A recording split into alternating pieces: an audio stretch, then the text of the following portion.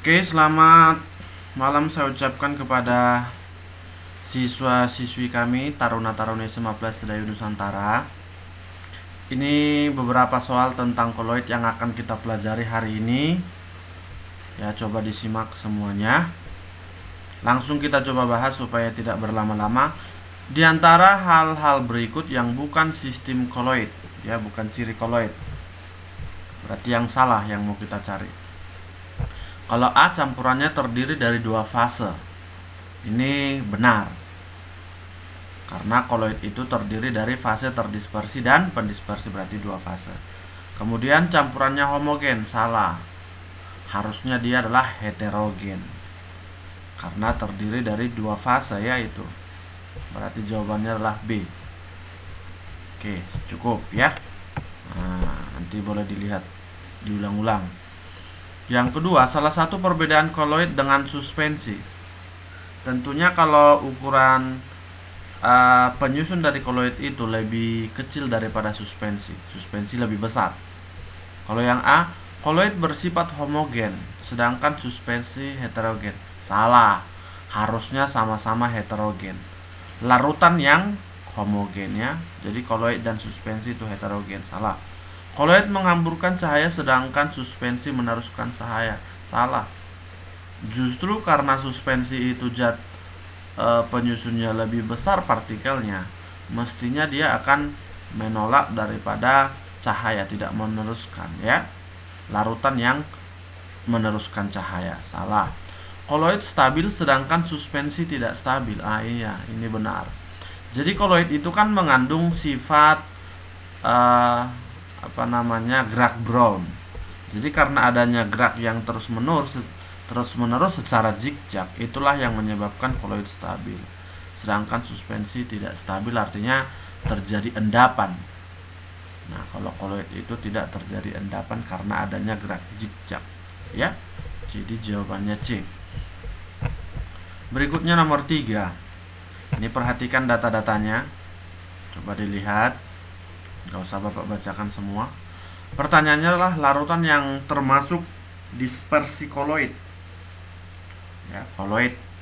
Berarti kalau koloid intinya dia menghamburkan cahaya atau menghamburkan sinar. Maka yang ada menghamburkan hanya pada pilihan 1 dan 4. Sudahlah. Jawabannya berarti B ya. Oke. Kemudian nomor 4. Partikel koloid berukuran. Langsung aja ya. Pilihannya antara 10-5 cm dan 10-7 cm.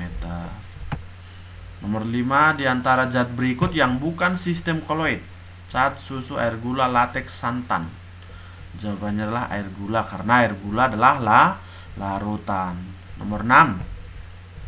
Jenis koloid yang terdispersi padat dan medium pendispersinya cair. Berarti ada padatan di dalam cairan. Coba bayangkan ada padatan di dalam cairan. Itu namanya sol. Ya.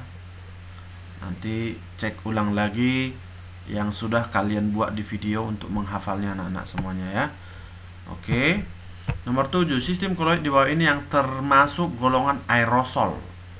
Aerosol itu boleh terdispersi cair atau padat di dalam gas. Jadi salah satunya adalah kabut. Berarti kalau kabut itu ada cair di dalam gas.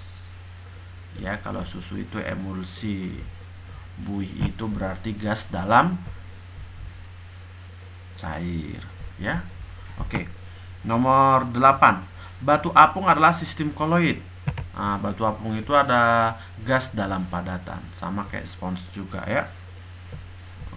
Jadi nomor 8 adalah E. Nomor 9, data yang berhubungan dengan tepat. Nah, kalau padat dalam gas itu sol. Salah. Harusnya adalah aerosol ya. Padat dalam cair, ini baru sol.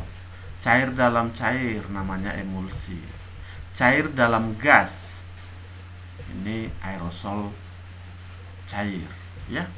Oke, kayak parfum ini, aerosol cair, parfum, kabut, awan ya. Cair dalam cair namanya emulsi, misalnya santan, susu, dan yang lain. Berarti nomor 9 E. Nomor 10, penghamburan cahaya oleh partikel koloid dikenal sebagai efek Tyndall ya. Efek Tyndall adalah penghamburan cahaya. Ingat, setiap yang berhubungan dengan cahaya jawabannya adalah efek Tyndall. Elektroforesis itu bicara alat-alat atau mesin. Itu jawabannya elektroforesis. Ya, jadi elektroforesis biasanya berhubungan dengan alat seperti mesin. Gerak Brown, gerak zigzag yang menyebabkan koloid itu stabil. Dialisis ini pemurnian. Ya, oke. Jadi jawabannya A. Nomor 11, salah satu penyebab partikel koloid bermuatan. Jadi koloid bermuatan karena adanya penyerapan ion. Kalau dia menyerap ion positif berarti bermuatan positif. Menyerap muatan negatif jadi bermuatan negatif, seperti itu. Ya, jawabannya B. 12. Peristiwa penjernihan air dengan tawas berkaitan dengan sifat koloid yang disebut koagulasi. Jadi kalau tawas ditaburi ke kolam renang misalnya, ke dalam air, tujuannya supaya pengotor-pengotor berupa koloid itu akan diendapkan di bawah berupa gumpalan. Jadi koagulasi itu artinya penggumpalan. Ya, jadi setelah kotorannya menggumpal berarti airnya akan jadi jernih. Jadi proses penjernihan air itu adalah sifat koagulasi dari koloid ya. Jawabannya D. 13. Beberapa contoh penerapan sifat koloid dalam kehidupan sehari-hari. Nih, peristiwa cuci darah itu dialisis. Penggunaan alat. Nah, ini tadi saya bilang kalau ada setiap alat mesin itu elektroforesis. Penggunaan norit ini adsorpsi. Sorot lampu, setiap ada cahaya berarti efek Tyndall. Terbentuknya delta di muara sungai itu koagulasi. Maka jawabannya adalah 1 dan 2 ya. Oke, 14. AS2 S3 adalah koloid yang bermuatan negatif ya. Jadi larutan yang paling baik untuk mengkoagulasikannya adalah berarti koloid yang bermuatan positif. Jadi salah satu proses penggumpalan koloid bisa kita buat dengan mencampurkan koloid negatif muatannya dengan koloid yang positif. Ya, jadi kalau AS2S3 muatannya negatif berarti dia cocok digumpalkan dengan koloid yang bermuatan positif, yaitu besi 3 klorida FeCl3. Nomor 15, campuran lemak dan air di dalam susu tidak akan memisah karena ini dia, lemak dan air distabilkan oleh kasein sebagai pengemulsi. Itu untuk pembahasan soal. Sekarang ini coba dilihat, anak-anak coba jawab. Ya, ini 16. Ya, perhatikan ini soalnya, bisa di screenshot soalnya. Oke. Kemudian ini 18, 19. Ya, anak-anak bisa di screenshot ini soalnya biar lebih cepat. Ya. Berikutnya 20, 21 nih. Ya, 20, 21.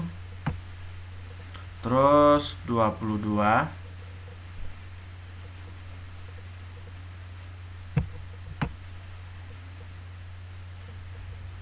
Dua puluh tiga, 24.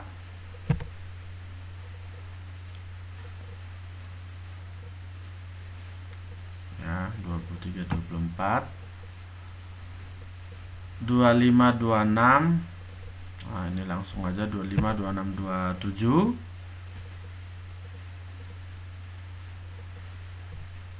Oke.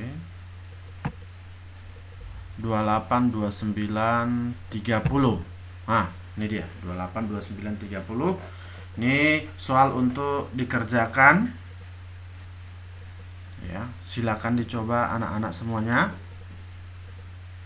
Oke, terima kasih untuk waktu yang sudah diberikan. Semoga berhasil, sukses, selamat malam.